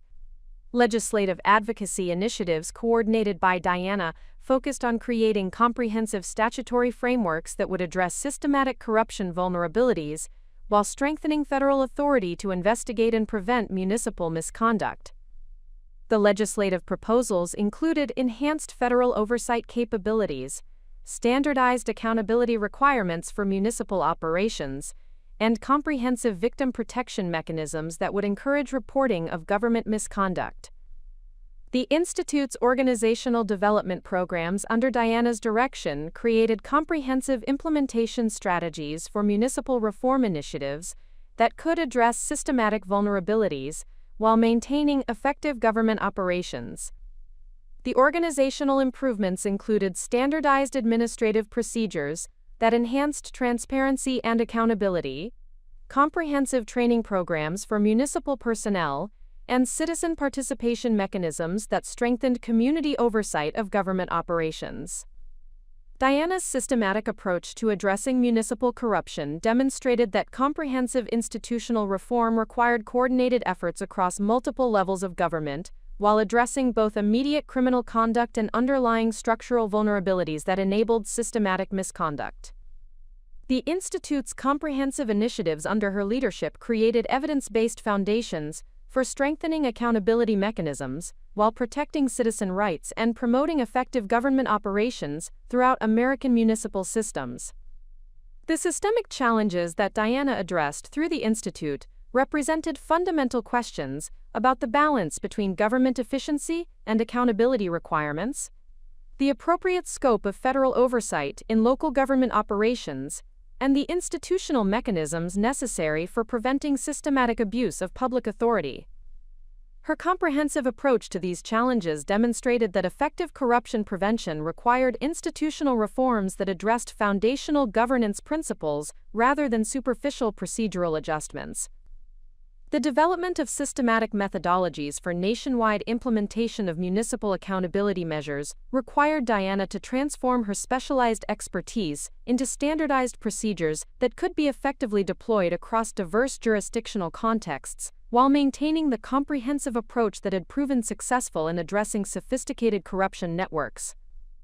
The National Municipal Accountability Institute under her direction became the primary mechanism for developing replicable systems that would strengthen government transparency and citizen protection throughout American municipal institutions. Diana's strategic framework for nationwide accountability implementation emphasized the creation of standardized assessment protocols that could identify corruption vulnerabilities across different municipal contexts, while accommodating the unique legal, demographic, and institutional characteristics that distinguished various local government structures.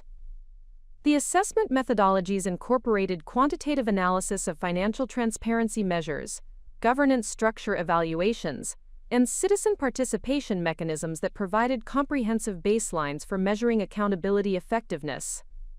The Institute's pilot program development under Diana's supervision established comprehensive testing procedures for accountability measures across 12 diverse municipal jurisdictions that represented varying population sizes, economic characteristics, and governance structures.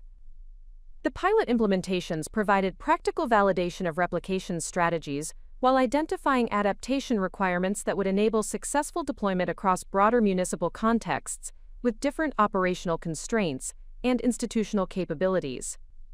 Federal coordination mechanisms developed by Diana addressed the complex administrative and legal requirements for implementing standardized accountability measures across multiple state and local jurisdictions while respecting constitutional principles regarding federal oversight of local government operations. The coordination procedures included negotiated consent agreements that established voluntary adoption frameworks, federal funding incentives that encouraged participation in accountability initiatives, and technical assistance programs that supported implementation efforts.